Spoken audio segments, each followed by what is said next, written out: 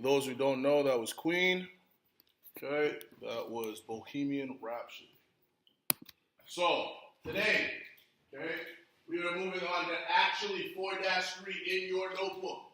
Okay, actually 4-3, the textbook definitions of the organelles. Okay, your cell organelle sheet, keep that out because you're going to use it to reference the notes that we're talking about today. First, let's talk about what unpolar. If something is nonpolar, what doesn't it react with? Water, right? Doesn't react with water. So, there's a hydrophobic region on the phospholipid, but there's also a hydrophilic region. Okay? Also a hydrophilic region. So, the hydrophilic region, which I cut off with the GIF, is the phosphate head. But we talked about this. Now, I want you to look at this image, right? Obviously, this is a 2D static image. This is not moving. But this GIF, do you notice how the cell membrane is kind of wavy? Right? Like the term is undulate, right? It moves. That's how it actually exists. It's not this just standstill, rigid, phospholipid bilayer with one layer on top, one layer on bottom, and nothing moves, nothing happens. There's a lot of activity going on in this image, and that's what this plasma membrane is actually doing. It's allowing things to go into the cell, and it's allowing things to come out of the cell. Everyone with me there? Good? All right. So, there are proteins that are in the plasma membrane. How many of you have heard of the fluid mosaic? The fluid mosaic model. Well, what's a mosaic? How many of you have taken art? What's a mosaic? Right? You just take art? Nair, do you know what a mosaic is? Sophie? Isn't it a bunch of different pieces of glass pieced together to make a bigger picture? Right? Like if I had a mosaic, does everyone understand the new homework policy? Can I erase this now?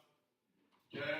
So, if I had a bunch of pieces, okay? If I had a bunch of pieces of glass or whatever that I put together, right? And there were a bunch of different colors, right? Thank you, David. Okay? There were a bunch of different colors, right? This piece of art is made up by a bunch of different tiny pieces. Just like the plasma membrane is made up by a bunch of phospholipids, but they can move with these tiny pieces like these proteins that are all in them, these things that are flowing into and out of the cell. Everyone with me there?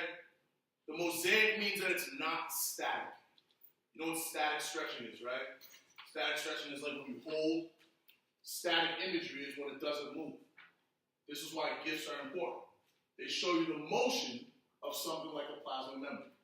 Now, the membrane proteins, they are embedded in the membrane. These are membrane proteins. They are what allow your plasma membrane to decide what should go into the cell and what should come out of the cell and when. Everyone with me there? Okay? So, proteins are embedded in the membranes, peripheral and integral. What does it mean to use your peripheral vision? Bijou? Okay, it's everything that's not directly in front of you.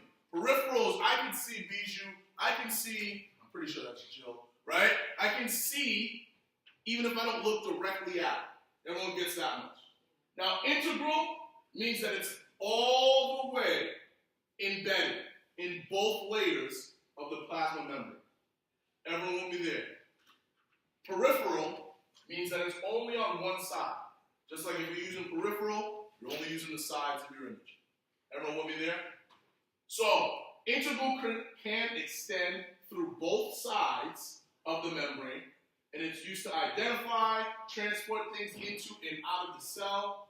And peripheral, you'll only find on one side of the cell. Good? Clear? Yes? No? Okay. So, I didn't give you the whiteboards yet, so we'll have to do this tomorrow. The nucleus, okay? Now these two images are realistic. On your table should be a model of the cell. In the nucleus, okay, there's the outside, and then there's this dense ball on the inside. Does anyone know what the name of that dense ball is? Nick Jacobs. The nucleolus, okay, nucleolus. Now, let's start with the nucleus on the outside. This is where genetic information is stored. DNA tells the cell its structure and its function. Look at your Cell Explorer worksheet. What did you write down for a nucleus? What did you write down for information around the nucleus? Luisana, I see you looking. What did you write down?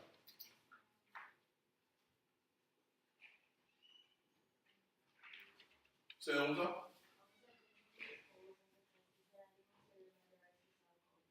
So, isn't this kind of the same thing? Kind of the same information, right? Now, the nucleus also is where DNA turns to RNA. What's the difference between DNA and RNA? Put the phone on. What's the difference between DNA and RNA? Just structurally. Does anyone know what the difference is? There. DNA is made of 2 strands, RNA is made of 1. The reason is DNA is too big to leave the nucleus. So we have to use a smaller, translatable version, like RNA, to leave the nucleus for its next function. Everyone with me there? Okay. Now, the nucleolus. What did you have for information on the nucleolus from the Cell Explorer worksheet? What did you have for information?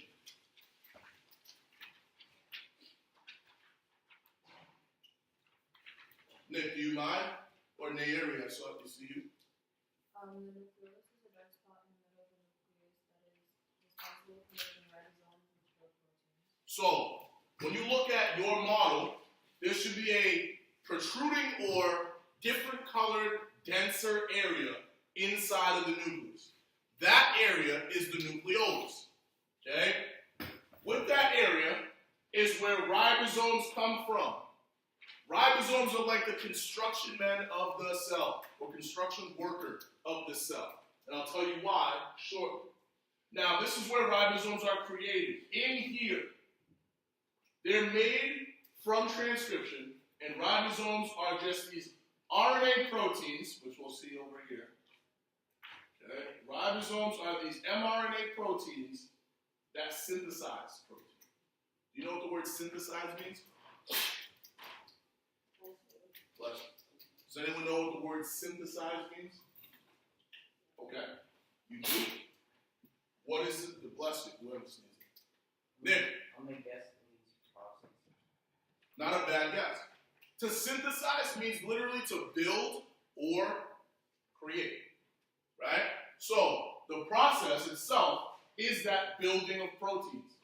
So when you look at this GIF, right, DNA goes to RNA, RNA turns into mRNA, and a ribosome is going to build proteins. Now, I call the ribosome a construction worker. What is this building made from? When you look at the outside of this building, it's built something by something.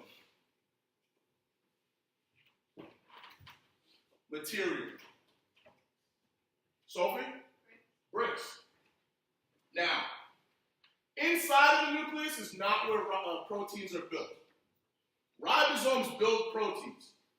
But inside of the nucleus, okay, that's where DNA turns to RNA. RNA is then going to be transcribed into or translated into a protein. Everyone with me so far? Okay. Now, the powerhouse, right? Everyone knows. No matter what, if you talk to somebody who hasn't been in school for 30 years, if I ask them about the mitochondria, you will all say the same thing. It's the what of the cell? Powerhouse of the cell. Why? Because it turns whatever energy you put into the cell into ATP. I refer to ATP as energy what? Currency, right? And if your cell has enough ATP, it can do whatever function it needs to, right? Now, ATP powers most chemical reactions in the cell. Most chemical reactions in the cell. ATP is produced on the